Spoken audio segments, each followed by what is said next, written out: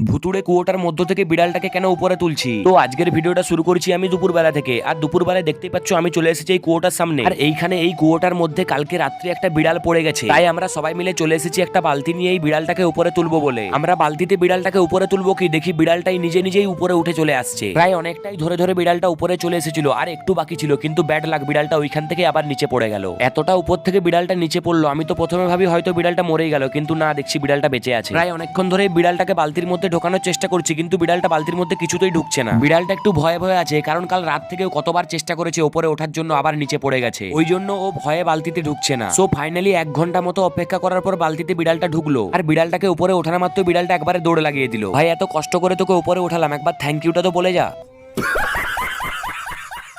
যাই হোক, তারপরে আমি আর আমার এই বন্ধুটা চলে এসেছি ঝাড়গ্রাম, কারণ এখানে একটা মেকওভার শুট আছে আজকে, আর আজকে শুট করছি মাম্পি মিশ্রা মেকওভারে। চলো আমরা ততক্ষণকে শুট করি, তোমরা চ্যানেলটা সাবস্ক্রাইব করে দাও, দেখা হচ্ছে অন্য কোনো ভিডিওতে।